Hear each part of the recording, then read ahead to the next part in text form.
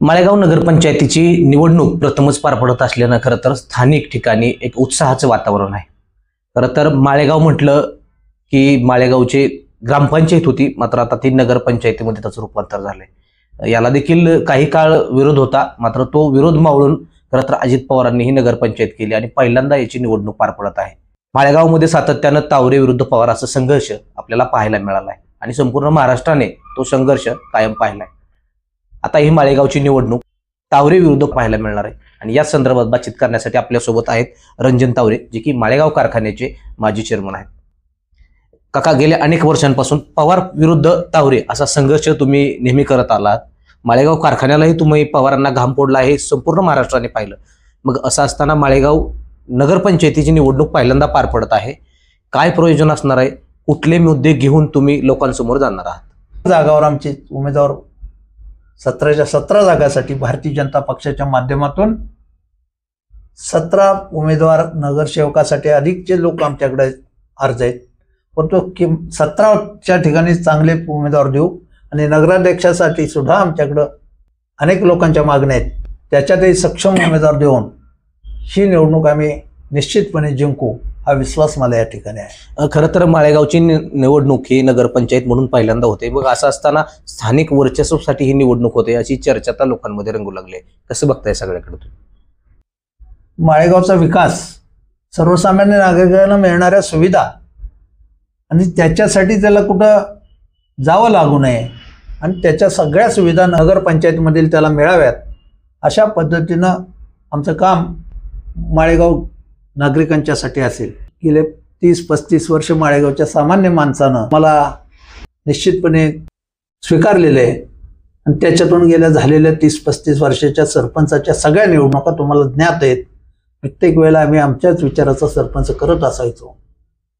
सत्तेच्या माध्यमातून दबावतंत्र वापरून आमिष दाखवून काही वेळेला माणसं इकडं तिकडं गेली, परंतु तरी सुद्धा सामान्य जनता माझ्यावर राहिलेली आहे। सामान्य मतदार ते ओळखू नये आणि म्हणून सामान्य मतदाराच्या विश्वासाच्या जोरावर मी या ठिकाणी ही निवडणूक लढवित आहोत। सभा आणि विधानसभेमध्ये महायुतीच्या उमेदवारांचं आम्ही वरिष्ठांच्या आदेशानुसार, राज्याचे मुख्यमंत्री देवेंद्रजी फडणवीस साहेब आणि पार्टीच्या आदेशानुसार आम्ही महायुतीच्या उमेदवारांचं काम केलेलं आहे आणि म्हणून या निवडणुकीमध्ये सुद्धा वरिष्ठांचा जो काही आदेश असेल त्या अनुषंगाने आम्ही काम करणार आहोत। महायुतीसाठी वरिष्ठ जो निर्णय घेतील त्यासाठी आमची दरवाजे खुले आहेत, परंतु ती तडजोड ही सन्मान्य तडजोड असावी, अशा प्रकारच्या आमच्या भावना आहेत। काका, तसं पाहिलं तर माळेगाव जी काही ग्रामपंचायत होती, 17 ग्रामपंचायत सदस्य त्या ठिकाणी निवडून येत होते। आता देखील 17 नगरसेवक निवडून येणार आहेत। विशेष असा काही फरक या सगळ्या निवडणुकीमध्ये जाणवत नाही। मग असं असताना अजित पवारांनी ही ग्रामपंचायत नगरपंचायत करण्यासाठी अट्टास का बांधला? हे माळेगावच्या तमाम नागरिकांना माहिती आहे। गेली 30-35 वर्ष या ठिकाणचा सरपंच आम्ही निवडून आणत असतो, मेजॉरिटी आम्ही आणत असतो आणि परत सत्तेच्या माध्यमातून, आणि त्याच्यामुळं विकासासाठी म्हणून नाही, पण केवळ माझं वर्चस्व आहे, सत्ता आहे, एवढ्यासाठीचं काम आहे। कारण तसं जर करायचं असतं विकासाचं काम तर गेल्या 4-5 वर्षामध्ये प्रशासक आहेत, सत्ता आहे, त्यांच्याबरोबर आहे, त्याच्यामध्ये काय वेगळं पण झालंय असं काही नाही। सामान्य नागरिकाची घरपट्टी वाढली, पाणीपट्टी वाढली आणि सुविधा आहेत त्याच राहिलेल्या आहेत। तसं पाहिलं तर काका, नगरपंचायत झाल्यापासून प्रशासकीय कामामध्ये जनतेचा सहभाग नसल्याचं त्या ठिकाणी समोर आलंय आणि अनेक योजना ज्या आहेत त्या कागदावरच राहिल्यात। मग ग्रामपंचायतचं नगरपंचायत झाल्यानंतर विशेष असा काही फायदा माळेगावकरांना पाहायला मिळाला नाही, तुम्हाला या संदर्भात काय वाटतं? नाही, ते वास्तव खरं आहे। ते प्रत्यक्षात नसत्या घोषणा झालेल्या आहेत, घोषणाची पूर्तता 5-5 वर्ष होऊन गेली तरी अद्याप काही नागरिकांना असा लाभ म्हणून वेगळा काय अद्यापपर्यंत मिळालेला नाही। उमेदवार आपण निवडणुकीच्या रिंगणात उतरवणार आहात आणि नगराध्यक्ष पदासाठी जे एससी साठी आरक्षित आहे तो सक्षम उमेदवार आपल्याकडे असणार आहे का? या निवडणुकीमध्ये सर्वच्या सर्व जागावर 17 नगरसेवकांच्या जागेवर सक्षम उमेदवार आमचे उभे राहतील आणि नगराध्यक्षासाठी सुद्धा अत्यंत सर्वांना बरोबर घेऊन जाणारा आमचा उमेदवार असेल आणि तो लोकांच्या मनातला उमेदवार, तो निश्चितपणे नगराध्यक्ष पदाची खुर्ची पटकावल्याशिवाय राहणार नाही, अशा प्रकारचे उमेदवार आमच्याकडे उभे आहेत। सगळ्यांना गावातल्या लोकांना बरोबर घेऊन आघाडीचा प्रयोग सुद्धा आम्ही करण्याच्या विचारात आहोत, सामोरे जाण्याचा विचार करीत आहोत. 2 दिवसात आमचा या संदर्भातचा निर्णय पातळीवरून आला की त्या पद्धतीने सामोरे जाणार आहोत. माळेगावमध्ये तर राष्ट्रवादीमध्ये अनेक गट तट पाहायला मिळत आहेत. अनेक अजित पवार गटाचे कार्यकर्ते जे आहेत ते शरद पवार गटाकडे झुकलेलं पाहायला मिळतंय. या सगळ्या गटबाजीचा येणाऱ्या कालावधीत आपल्याला फायदा होऊ शकतो का? निवडणूक म्हणली की या सगळ्या गोष्टी आल्या.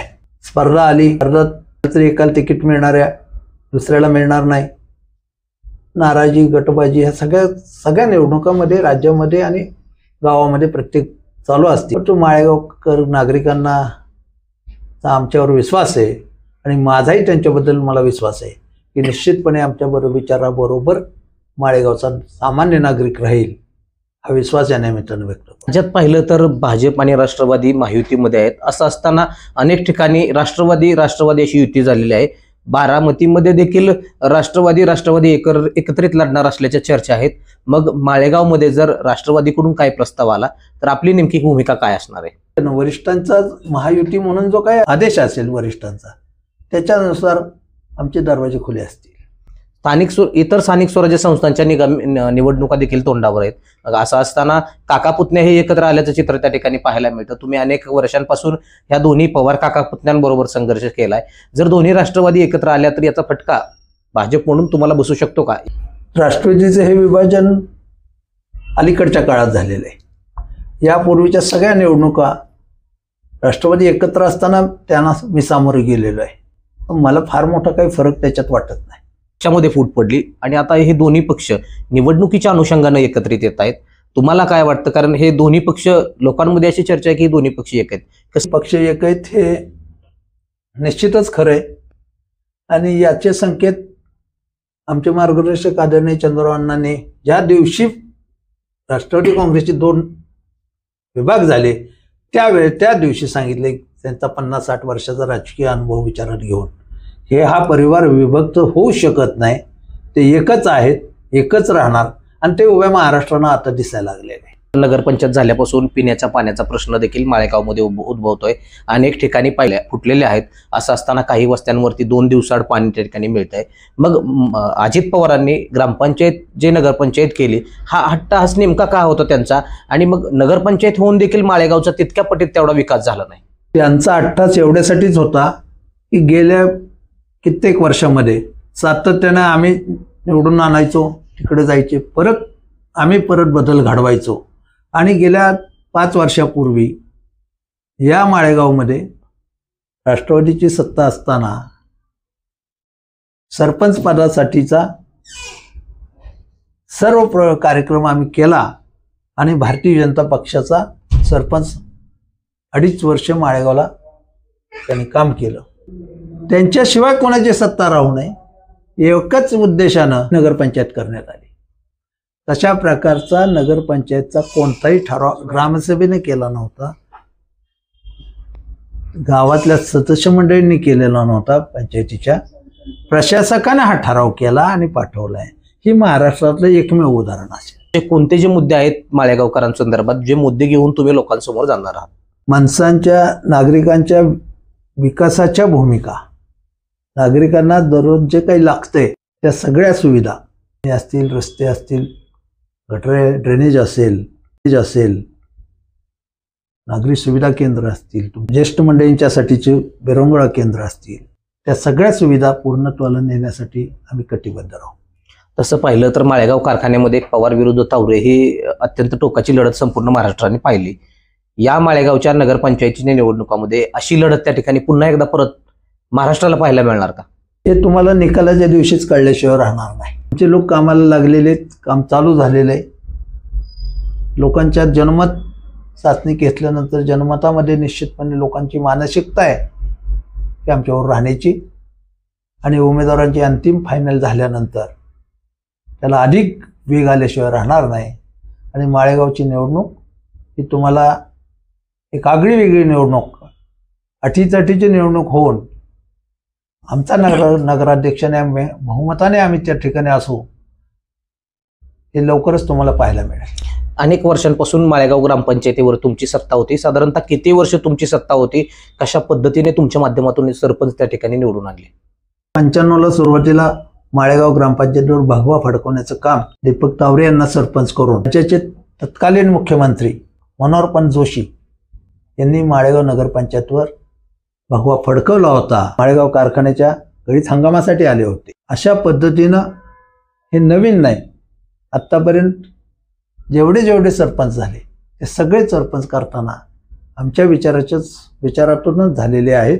नंतर परत सत्तेच्या माध्यमातून काही घडला असेल, परंतु निवडणूक झाली की आमच्या विचाराला लोक प्राधान्य देतात, हा आत्तापर्यंतचा माझा जनतेबद्दलचा विश्वास आहे. पुढचा प्रश्न घेतो. माळेगाव कारखान्याच्या निवडणुकीमध्ये वारेमाप पैशाचा वापर झाल्याचा आरोप तुम्ही त्या ठिकाणी केला होता. नगरपंचायतच्या इलेक्शनमध्ये अजित पवारांच्या माध्यमातून असं काय केलं जाऊ शकतं? बारामतीचं विकासाचं मॉडेल म्हणून राज्यामध्ये सांगितलं जातं. मग बारामतीची नगरपालिका असू द्यात, माळेगावची नगरपंचायत असू द्यात किंवा येणारी जिल्हा परिषद असू द्यात, राज्याचं विकासाचं एक नंबरचं मॉडेल असेल तर विकासाच्या मुद्द्यावर मतं मागून त्यांनी जिंकून येऊन दाखवावं. शक्ती विरुद्ध जनशक्तीची लढाई ही होईल. शक्तीचा वापर न करता त्यांनी निवडून येऊन दाखवावं, हे माझं त्यांना आव्हान आहे. येणाऱ्या कालावधीमध्ये माळेगाव नगरपंचायतची निवडणूक ही धनशक्ती विरुद्ध जनशक्ती अशी पाहायला मिळेल. मात्र अजित पवारांनी ही निवडणूक पक्षाचा वारेमाप वापर करून न दाखवता त्या ठिकाणी निवडून आणून दाखवावी असं आवाहन देखील रंजन कुमार तावरे यांनी अजित पवारांना केले. उद्या बारामतीमध्ये राष्ट्रवादी भवनमध्ये अजित पवार हे इच्छुकांच्या मुलाखती घेणार आहेत आणि यानंतर ते आपले उमेदवार जाहीर करतील. मात्र रंजन तावरे यांच्याकडून माळेगाव कारखान्याप्रमाणेच अजित पवारांना माळेगाव नगरपंचायतीमध्ये काटेकी टक्कर देतील असा विश्वास त्यांच्याकडून व्यक्त केला आहे. माळेगाव ग्रामपंचायत ही नगरपंचायत झाल्यानंतरही अनेक प्रश्न या ठिकाणी उपस्थित केले जाऊ लागले आहेत.